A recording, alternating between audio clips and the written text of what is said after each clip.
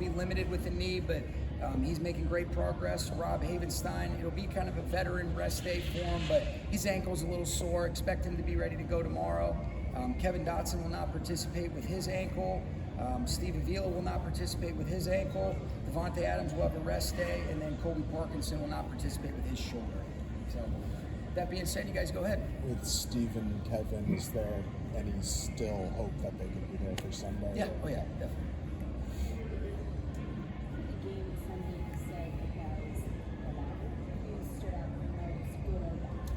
I think the biggest thing that stood out was being able to handle adversity, stay steady in the moment. You know, I thought our defense did an outstanding job of playing really well, and even having to respond when they made some plays or really, you know, kind of we helped extend that drive, but then Landman and then obviously Fisk come up with a critical play.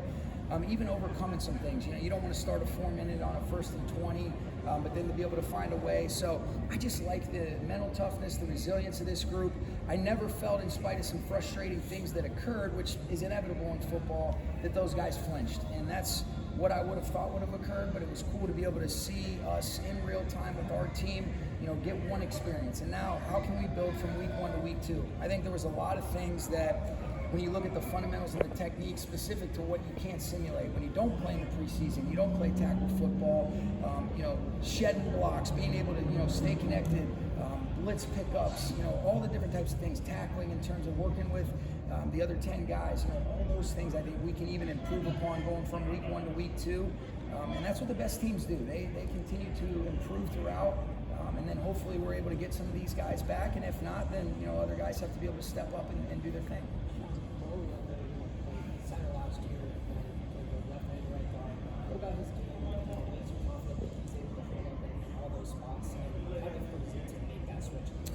Yeah, I think you know, you give Bo a ton of credit. You know, he came in last year and ended up basically playing the whole year as a center and gets thrust into action in game 1 against Detroit and does a really good job. And you know, as a young guy, he's physical, he's sturdy in the run game.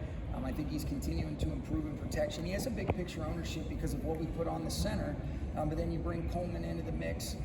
And then you got the ability to be able to play both guards and play the center position. And so for him to play as many snaps as he did, both playing left and the right guard, he did a really good job. Proud of Bo. But that versatility, you know, I think if you're not one of those starting 5, the more value that you can bring relative to playing all those other spots, you know, and especially if you are a backup center that can also be a flex guard on either side, man, that's a real benefit for us. No different than you'd like your third tackle to be able to play the right or the left side. And so I was really pleased with Bo's ability to be able to adjust and adapt, and then I think it's a tremendous credit to Steve to be able to come in when K-Dot went down to come back in the game. Otherwise, Big Warren McClendon might have been playing guard for us. And so, but I mean, shoot, I thought, you know, that's another thing, you know, to the question earlier, guys had to step up. We had to be ready to be flexible and adjust, and you know, and that's kind of par for the course. Cleveland was just named the Defensive Player of the Week. So in addition to the punch-out, what impressed you most about just the way he was able to hit the defense? I think just the command, the communication, obviously the productivity. You know, when he has 10 tackles, and then he obviously makes a huge play, but there's so many different things, especially when you're the green dot guy and you're communicating, you're making front adjustments, you know, you're communicating to the back end on certain things. This guy is an extension of the coaches, and he came in and, you know, earned the respect of his teammates by the way that he just went to work every single day. He's really got a lot of love in the locker room that's been earned, and he just kind of has a great way of being able to seamlessly fit in. He has a great feel for the right time and the right tone to be able to kind of inject his leadership, if you will. But I thought he was really productive. He was all over the field, and he did an excellent job, you know, especially when you're going against an offense that you really don't have any inventory. Played rules ball, had great command, and, you know, happy for him. He was, we were excited for him to earn NFC Defensive Player of the Week. I know a lot of this is dictated by what Matthew sees during the game and on the field, but what's the challenge for you in terms of blending Puka and Devontae and kind of spreading the ball between them? Well, I think you want to get them both involved. You know, when the ball's in their hands, good things happen, and that's reflected in a variety of ways, and a lot of it is predicated on, you know, what are the coverages, what are the structures you anticipate. There's certain ways to be able to get them the football, and I think there was some good opportunities. You know, Devontae ends up having 4 big catches that we had to have all of them, and then he draws 2 penalties as well. And then Puka ends up having 10 catches. All of those were really important, and so those two guys are going to be big, important weapons for us, in addition to the other eligibles. And so you want to be able to get those guys involved. But it was I thought it was a good start. And then I think it'll also be a little bit more seamless, not just those two, but just the offense as a whole. If you're able to be a little bit more efficient on some early downs, we had some penalties that put us behind the sticks. And when we didn't do that, good things happened. But man, I'm excited about being able to learn, and it's a good thing to be able to figure out how to get those guys involved. You talked about some of the work Josh did on the kickoffs. Yeah. And, it's obviously a role he didn't fill last year, but it also feels like a completely different kick than anything he's attempted. Like, what was kind of that process during camp of evolving what that kick was going to look like and how he grew No into doubt. that? I mean, once the rule ended up going through where it was going to be the touchbacks go on the 35 unless you punch it in, where it lands into the landing zone and then it puts on the 20 like he did 2 out of those 3. Coach Kotwika and Coach Blackburn did a great job of really starting to think about what's the best ways. And both Ethan and Josh have worked on that. And obviously Josh did an excellent job. He landed the one just inside the 20 on the second one that they actually returned where Dolak made the tackle. But I think those guys would be better equipped, but there's been a lot of intentional work of understanding, all right, how do we want to hit it? Where do we want to hit it? Do they have 2 returners back? Do they have 1 returner back? Where are those sweet spots? And I thought, for the first time that we did it in live action, it was 3 excellent executions. I think that's going to be a big play that you want to make sure that you're intentional about acknowledging the importance of it. And we were, 10 yards ahead of them in terms of the starting field position off of that play. We were at the 31, they were at the 21, and a tremendous amount of credit goes to Josh and his ability to hit those the way that he did. And then the one that we did have to cover, he does a great job of landing it in the landing zone. They don't field it clean right away, and then it gives us a chance to be able to, win some of those individual matchups. And Dolak makes a tackle inside the 25.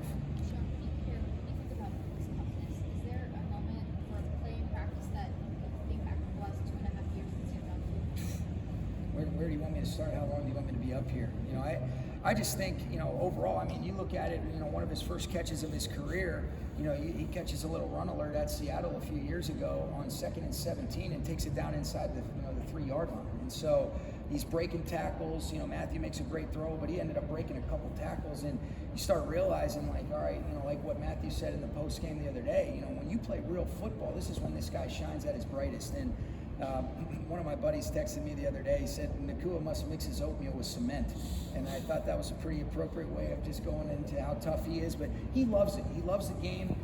He loves obviously being able to make plays with the ball. But if you watch how excited this guy gets when he makes a big block to be able to spring Kyron, when he's digging out a safety or making those plays, and I mean, you look no further than the 3rd and 8 is set up because he'll stick his face on Petrie on the previous 2 plays. So.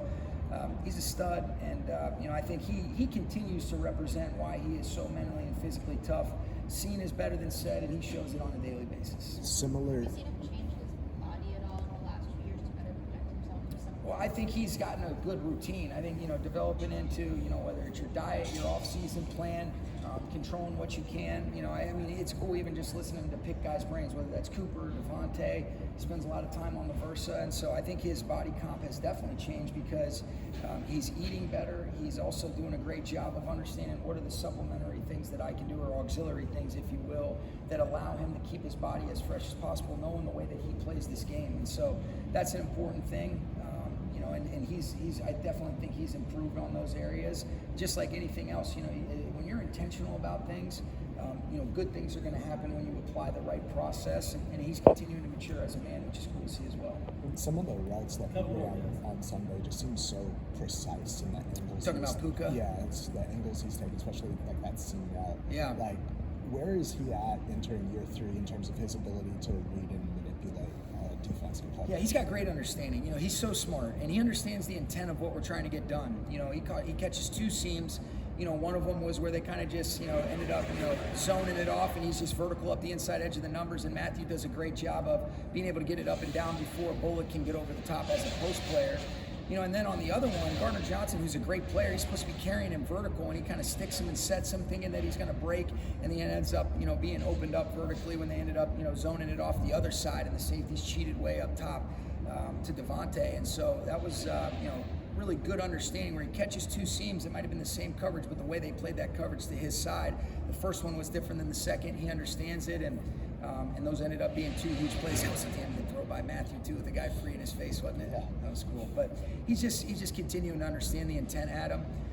And he can do a lot of really cool things because, when his brain matches up with what he can physically do, it's a fun thing to see. You mentioned after the game how in command Matthew was. Yeah. When you watched it back, what were some of the ways that stood out? Well, I think, even those two plays that I just alluded to, I mean, those seams getting up and down, the way that he's able to play with the timing and rhythm, some dirty pockets. I thought third downs, his timing, his execution, even like a lot of people that play to end the game where you're going a tight zone fake, you reverse over your opposite shoulder, you got to turn up inside a Hunter and deliver a ball that's running away from you. I mean, that's a sneaky, unbelievable throw that he makes. And then the throw, I mean, you look at, the throw that he made to Devontae on the sideline on the third down, that ended up going for a big gain. I mean, look at when he lets that go. That's against one of the premier corners in this league. And that throw and that route is one of those deals where you say, that's great competitive play on both sides. And it ended up in our favor because the throw and the route's just too good in the timing. But he was awesome. That's kind of been consistent for him. And then I thought he made really good decisions. I thought he saw coverage really well.